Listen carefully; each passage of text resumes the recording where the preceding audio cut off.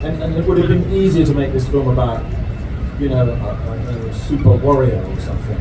But actually, the lead character is just a rather untalented musician, and his best friend is a barbarian with an unhappy marriage. And I love that, and I think it's very charming, and I congratulate John and Jonathan and Jeremy and everyone for daring to bring real humanity back to big Hollywood blockbuster action-packed things. Untalented musician, but a good dancer. I have to say that. La siguiente pregunta es de El Sol de México. ¿Estás por ahí?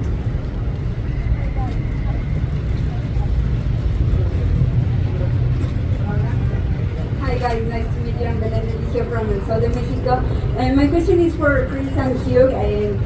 These characters, as Hugh mentioned, they are losers. They are not afraid to say they have flaws. So, in which ways do you think that having an unperfected hero helps a hero in real life? And Chris, I would like to ask you, because you also work with so many talented directors, so I would like to know how much have you learned from them in order to prepare for your directing debut?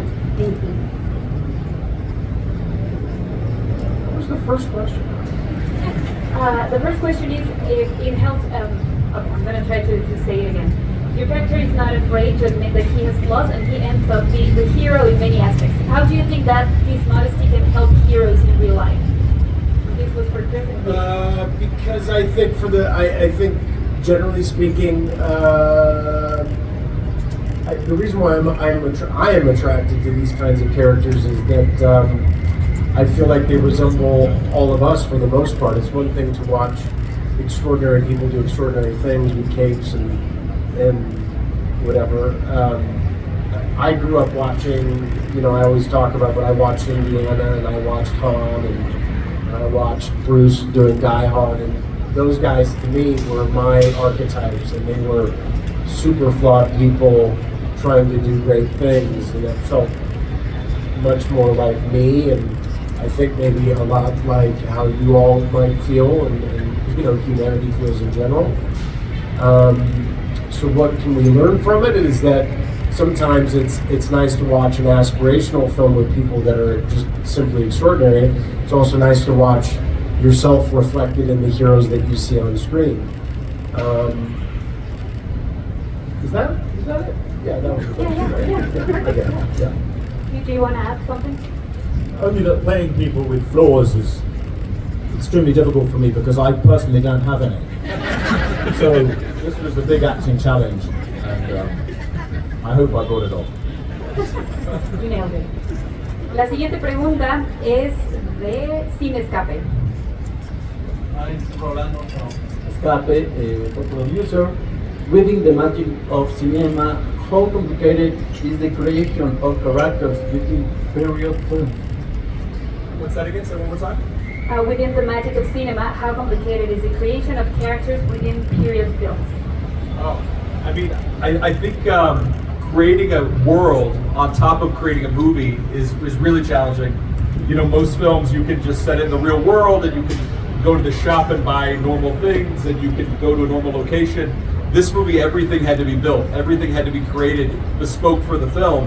Every detail had to be considered. Every set had to be built from the ground up. Design work, tons and tons of work went into every little detail of the film. And so it's different than making like a contemporary movie. You have to create the entire world that these guys get to inhabit, and you have to make it feel real and lived in and like a place that's existed for a really long time. And so it takes a lot of collaboration with so many different types of people to kind of pull that off. And I think the guys, John and Jonathan, have done an incredible job with their direction of leading us on a path of creating this world and making it feel like a real place, so that when the actors show up, they're able to kind of just dive right in and get to live in this extraordinary environment that they've put together for them. Do you want to add something? No, I think Jeremy really captured it. World building is it's a word that's used a lot in big movies like this. I think really what it comes down to is creating something that feels like a place you could go, in the way that Star Wars did it. You felt this giant world outside of Luke and Leia, but you didn't get to see too much of it, not in the first movie. And that was our goal here, was just to try to give you a sense that there's this giant world of D&D that comes from 50 years of the game's existence, but we weren't going to try and show all of it in one movie. We're looking forward to more movies, definitely. We'll see. La siguiente pregunta es de Uno TV. Welcome to Mexico. I want to ask for Jonathan. What was the biggest challenge in making this film, and what did you fear didn't want to do, and what did you want to do? What did who not want to do? With the film? The biggest challenge, I think, was finding the right tone, was landing that balance between humor and action, adventure, heart, because if you go too far in the comedy direction, it becomes a spoof and people kind of check out. So it was always a balance. We also, the other challenge of this movie was how to make it appeal to the fans of the game equally to those who know nothing about D&D, and that was always our focus here. So yeah, and I think we've achieved it because so far the reactions we're getting are equally positive from both of those camps. La siguiente pregunta es de Squire. ¿Estás? Hi, nice to meet you. Did you watch the animated series from the 80s? And for Chris, which franchise was the bigger challenge? Dungeons and Dragons, Wonder Woman, or Star Trek?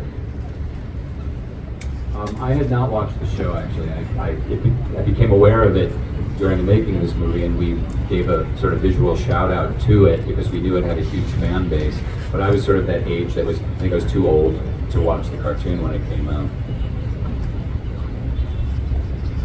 No, I never watched the animated series, and there's no one's harder than the other. They're all hard in their own individual ways and easy as well. This one, what I particularly enjoyed about D&D in this world is that there are myriad stories. Everybody that plays this game has their own adventure. Everybody talks about the IP of it. The IP of D&D is a world, some creatures, some rules, regulations, some storylines, but above and beyond that, every single person, the billions of people that have played this game, each have their own thing. So I play a character called Edgin, but there's no Edgin in the world of D&D. We made Edgin up, and I bring myself as much to this role as my nephew brings to playing, the role that he plays in his game, or your nephew, or you yourself. So my preparation for this was just showing up and trying to have a good time. Sophia, you're young, but did you watch it at all? No. Are you gonna watch it now or maybe not? It has a cute little unicorn. Right? Didn't they? Let me just ask. Sorry. So in order for them to get into the D&D world, they ride a roller coaster. Yes, that's right. It's a ride at a park, and somehow it magically takes them into the world. Okay. We briefly considered that direction. Yeah, did you? Oh, okay. Okay, guys, thank you so much for your time. I think I'm gonna let you go. But before leaving, we're gonna take a group picture right back where you were. Thank you so much for your time. Thank you all.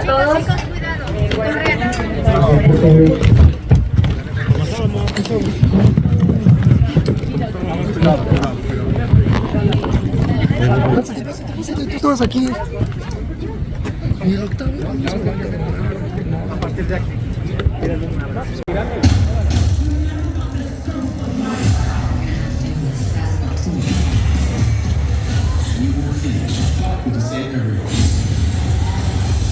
Cambia, güey, la luz. ¿Ya te diste cuenta, Mota? Sí. Que llega Manzano. Ve, a esa distancia está bien. Ahí se pone más rojita, ¿no? No, ahí está balanceada, según yo.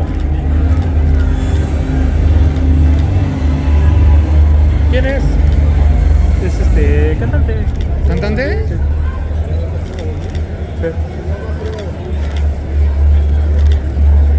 ¿Cómo se llama? Benny Echavarría. ¿Benny Echavarría? Sí. De reggaetón. ¿Canta reggaetón? Sí. ¿Ya te quedó o no, güey?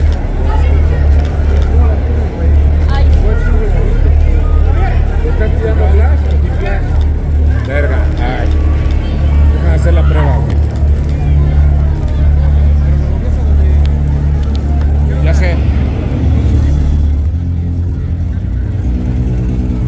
Pero de balance de blancos, ¿cuánto lo tienes? Yo tengo ahí 5000 Kelvin. 5000 grados Kelvin. Y ya se quitó un poco, ya se le quitó lo rojo.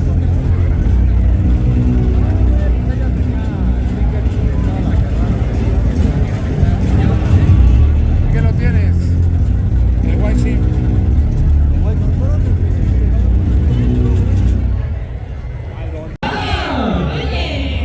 Vienes obviamente en esa onda de Calabozos y Dragones. Yo en mi otra vida fui guerrera, nadie lo sabe. Yo en mi otra vida fui como Michelle Rodríguez en esta película. Qué buena está esta, de verdad que soy Michelle Rodríguez, de todos los protagonistas. Bienvenidos a todos, todas, a la premiere de Calabozos y Dragones aquí en la Ciudad de México. Supongo que vienen a ver a los protagonistas, ¿verdad? Vengo a ver. Vengo a verte. ¿Será Miss Fine? ¿Será Hugh Grant? Wow. Yo del otro lado vi carteles de Sofía Lillis. Quieren reconocer también a los creadores de esta gran película de acción y aventura. ¿Quién ha seguido sus películas? A los directores, a los productores. ¿Quién viene a verlos? ¿También? Gente conocedora del cine. Y yo no sé a dónde voltear en esta comparación. Hay gente aquí, hay gente Acá. allá. Y además ya se dieron cuenta de que acá las mesas son como para jugar Calabozos y Dragones. Claro, este juego tiene más de 50 años de tradición. De hecho, se hizo muy popular en los 80 y seguramente lo vieron en la serie de Stranger Things. Y de ahí, miren, Calabozos y Dragones sigue vigente después de 50 años de empezar todo en Estados Unidos. Y deja tú, yo tengo mucho que contarte del juego. Además de, obviamente, Stranger Things.